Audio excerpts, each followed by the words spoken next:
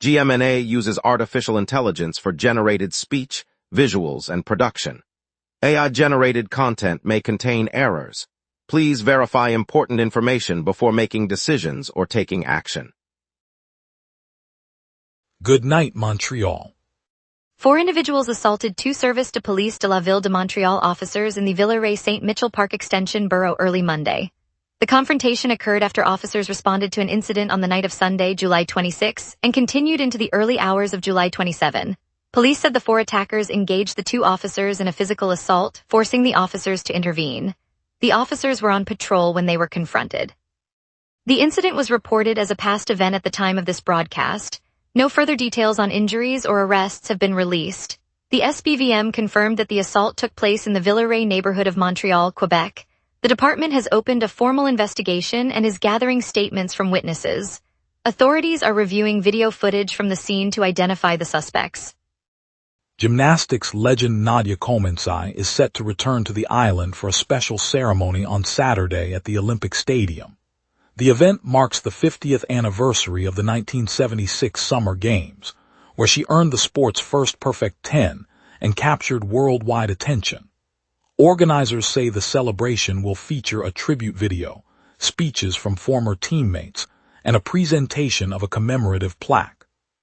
The program also honors the volunteers who helped run the original games, and admission will be free for all attendees.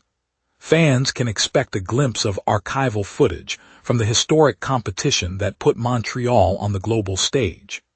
The city's mayor, Soraya Martinez Ferrada, will join officials from the Olympic Legacy Committee to welcome the Romanian icon. The gathering underscores how the Games continue to inspire new generations of athletes and reminds everyone of the lasting impact of that unforgettable performance. City officials in Dollard des Ormeaux have called off a public briefing that was to address the severe flooding that struck the West Island in June. The meeting, slated for Thursday, was intended to update residents on the municipality's response and ongoing repairs. Cancellation came shortly after 2 class action petitions were filed against the city, alleging inadequate flood mitigation and communication.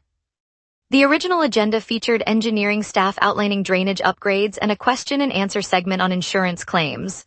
No new date has been announced, and the city has directed interested parties to submit questions in writing to the mayor's office.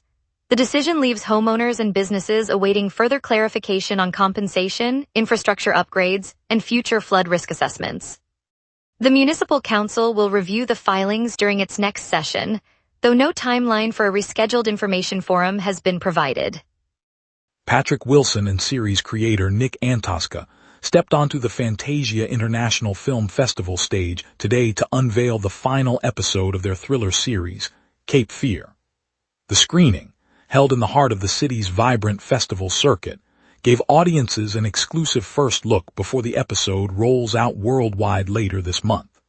Festival organizers highlighted the moment as a fitting climax for a program that celebrates horror, sci-fi, and cult cinema. Wilson praised the collaborative energy that has driven the show from script to screen, while Antosca hinted at lingering twists that will keep viewers guessing. The festival, an annual showcase of horror, sci-fi, fantasy, animation, and cult titles, has become a hotspot for genre fans seeking new thrills. By previewing the finale here, Wilson and Antosca gave the festival crowd a rare glimpse of what's next for the series before its worldwide debut. Urban anglers are discovering a surprising variety beneath the surface of the city's waterways, with more than 50 fish species now documented in both Lake St. Louis and the Lachine Canal. Environmental specialist Ron Twatty explained that the mix includes everything from northern pike and walleye to smaller minnows and native trout, reflecting a healthy ecosystem despite the urban setting.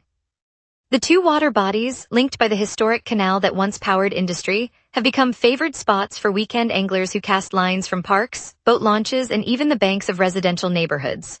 Local fishing clubs report a steady rise in participation, attributing the trend to improved water quality initiatives and the ease of access along the canal's green corridor.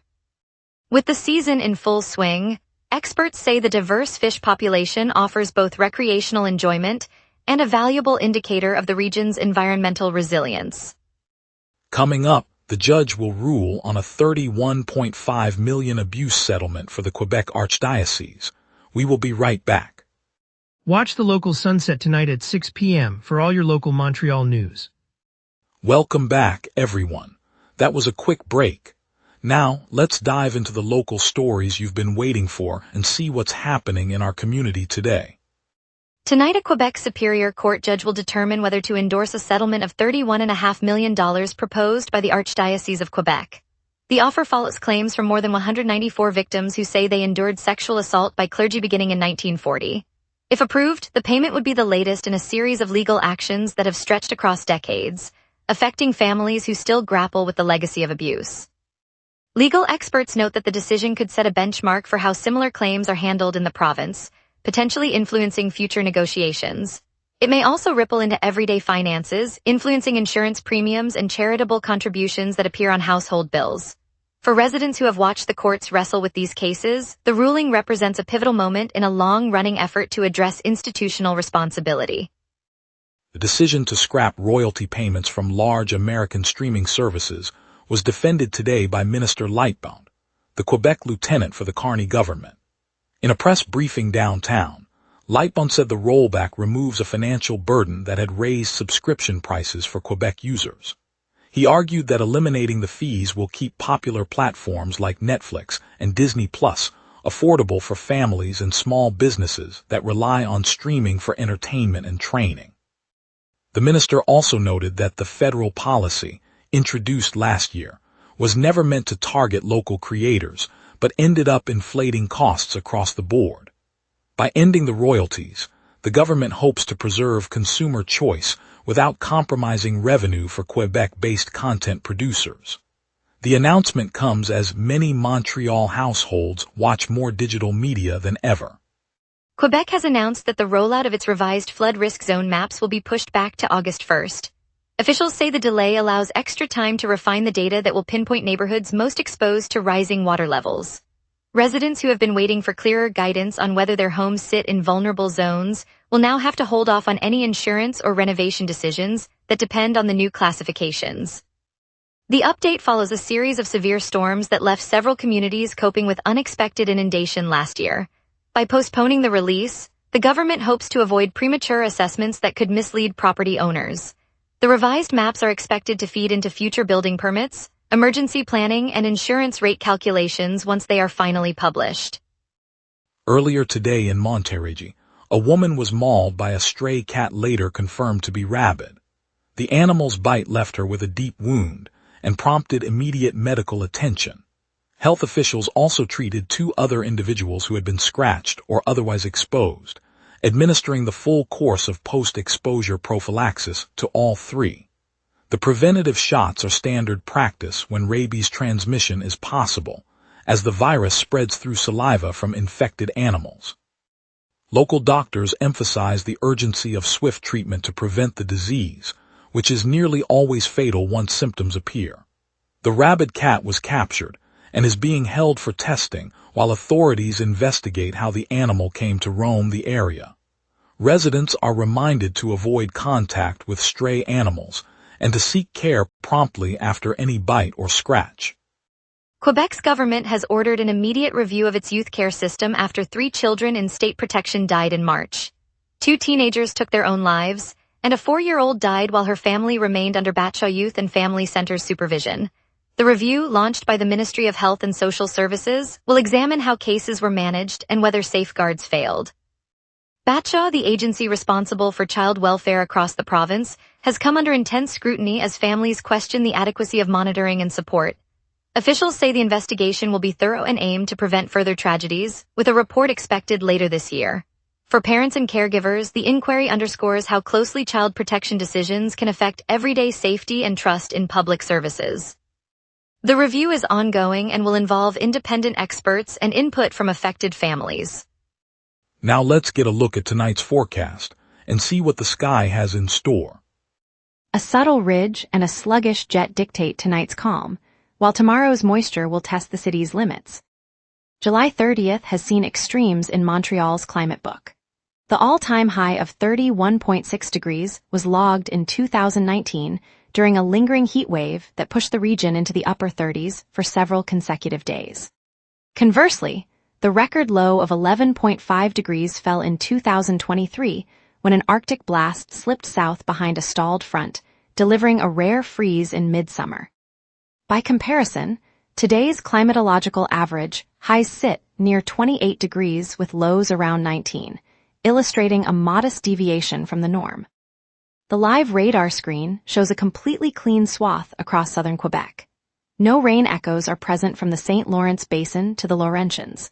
With the jet stream barely stirring at 17 kilometers per hour from the north and pressure gently rising, the atmosphere remains stratified and dry. This stability will keep precipitation at bay for Montreal through the overnight hours, and the map stays quiet as we shift to tonight's outlook. At 11 p.m. Montreal sits under partly cloudy skies with a temperature of 21 degrees and a humid breath of 87%. The northeast breeze is light at 5 kilometers per hour, and pressure is modestly rising, sealing in a thin layer of stable air. This high-pressure pocket will dominate the night, keeping clouds thin and temperatures hovering near 18 degrees by sunrise. As the sun climbs, the lingering ridge will maintain warm air, allowing highs to reach 28 degrees while humidity stays high, reinforcing a muggy feel.